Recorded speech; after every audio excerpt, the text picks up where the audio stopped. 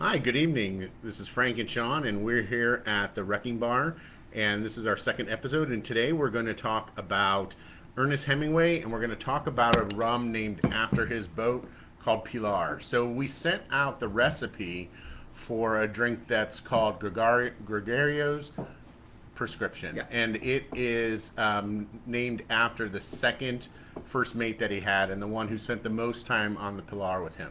So I'm going to go ahead and make it, and Sean's going to tell you a little bit about the about Pilar. Absolutely. So I actually discovered Pilar Rum a little bit over a year ago. We went on, my wife and I took a trip down to Key West, and while we were there, I was able to take a tour of their storage and distillery place. Now, the funny thing about Pilar is they're not actually a distillery.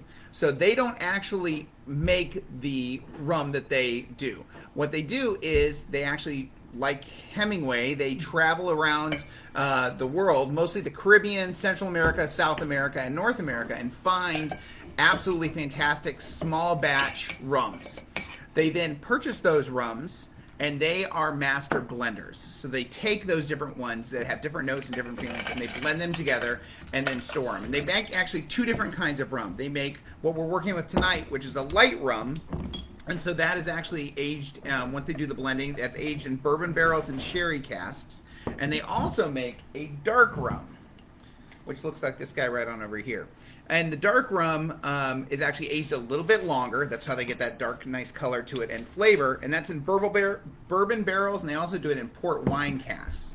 So they take and basically store these blends that they do to get these really unique flavors of what they're making. But it's absolutely phenomenal rum, and I love it. And I love actually where the name and the story comes to, which Frank's going to tell you a little bit more about Hemingway himself.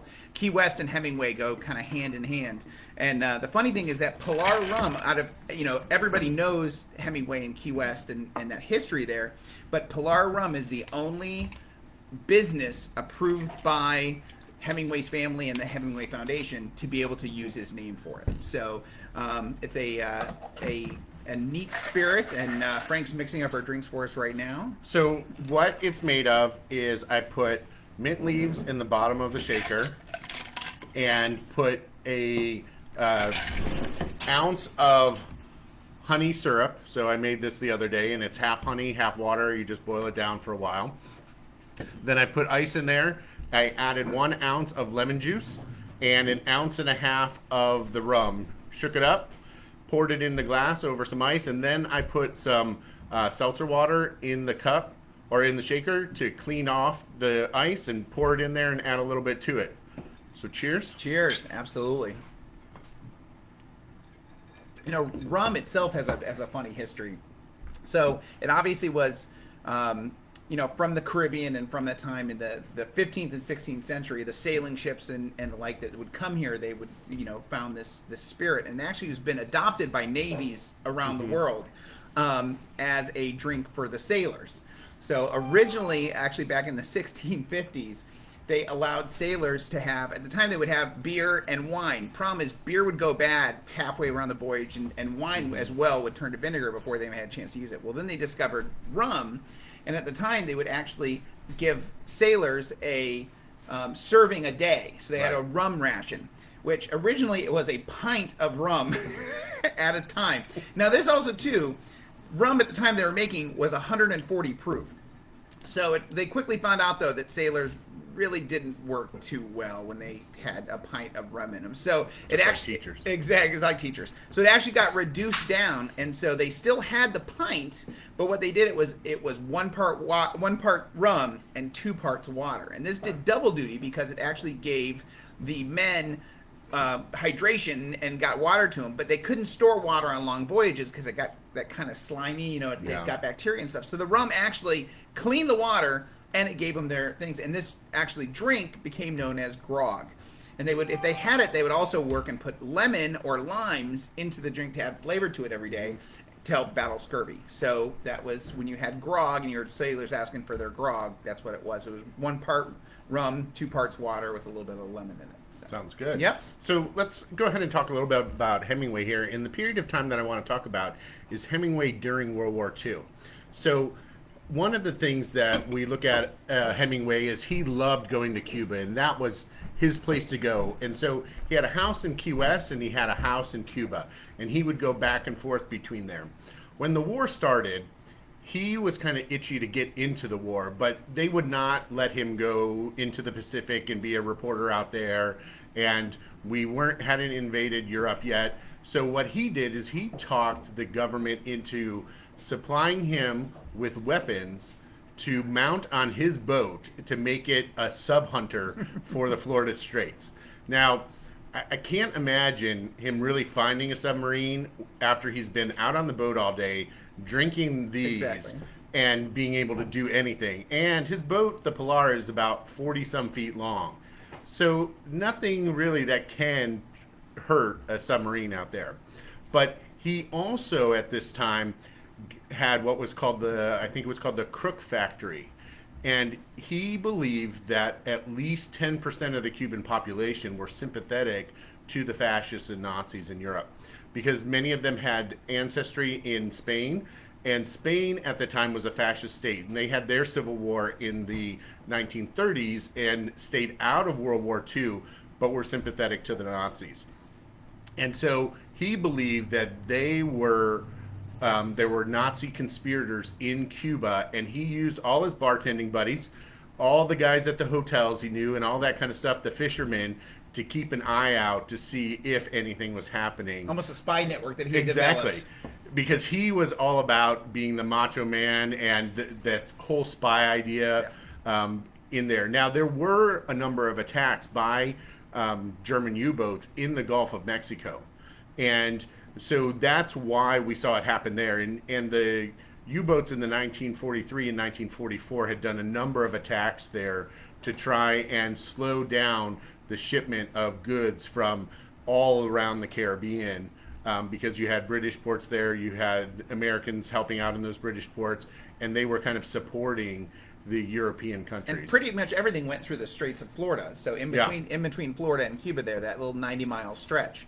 Yeah. So it was a highway basically for everybody. So it was interesting for him to be able to patrol that. Well, and actually what's interesting about it is the submarines didn't do their attacks there. They did it between the Yucatan Peninsula and the islands off of that, and actually in the Gulf of Mexico, because they knew how narrow it was, and that the ships out of Key West, the real ships out of Key West that could go, the submarine hunters could go and find them and sink them. So Gregorio was the man who was with him on most of these voyages. And the drink that we made, the research that I found out about it is, this is the drink he made when Hemingway had a long bender the night before, and they had to go out and to have a little hair of the dog. He would make them this drink. The mint was there to settle the stomach. Yeah, whatever. And so they could go out and go hunt the submarines.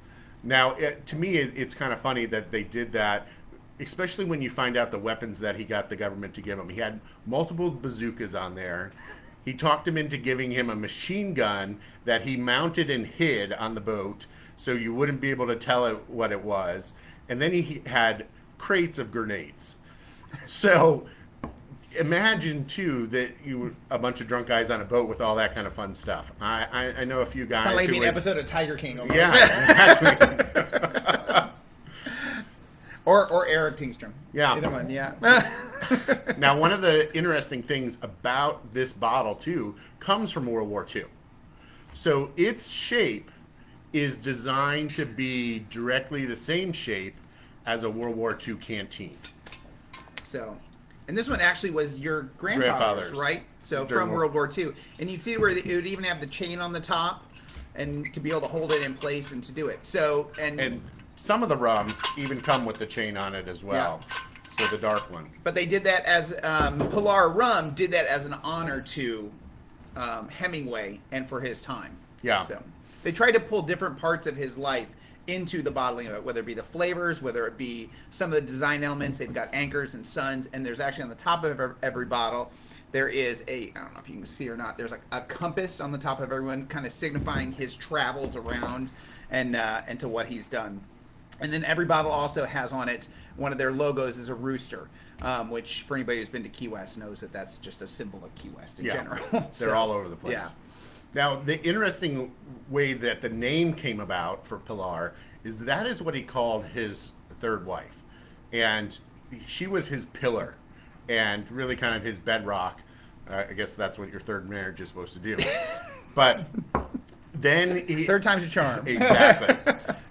Well, then he's had a fourth and a fifth, Yeah, I think, I too. know. But he then took that name and named his boat the Pillar as well, or Pilar.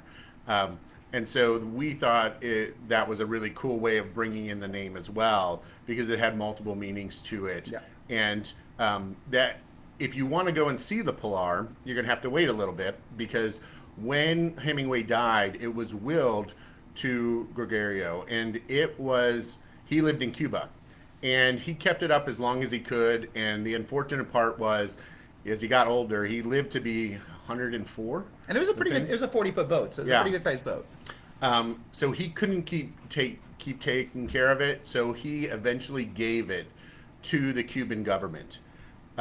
Fidel gave him a smaller boat so that he could still go out and do his fishing, and he was a huge tourist attraction in Havana for the Cuban government because everybody wanted to get a picture with him, and he would make between $10 and $20 a picture. But besides being his first mate, Gregorio actually was the model for Hemingway for one of his most famous stories, The Old Man and the Sea. And so the Santiago in the story was the fisherman in that, and actually Hemingway based everything about that character on Gregorio. And there's another book that he wrote, I think it's called Seas of the Islands, and that's based on his time during World War II in the Straits of Florida. Yeah, the Straits of Florida. Yep. Yeah. So I hope that you have enjoyed that. We've got one last thing for you. So in honor of Pilar and in honor of what is, I haven't really told my family about this yet. But the other thing about if you ever go down to Key West, that Key West is famous for, and Hemingway is favorite in the Hemingway house, is that he loved cats. And on an island, cats are phenomenal always because they're a great tool and a great thing. So it just turned out that I actually had a friend of mine who found 3 baby kittens in a kayak behind her house. So I thought, and this was just yesterday, so I thought how absolutely amazing and coincidence that we have some Key West cats on a boat lost. We're talking about Cuba and what it is. And so actually I've got a new member of our family that's going to be here.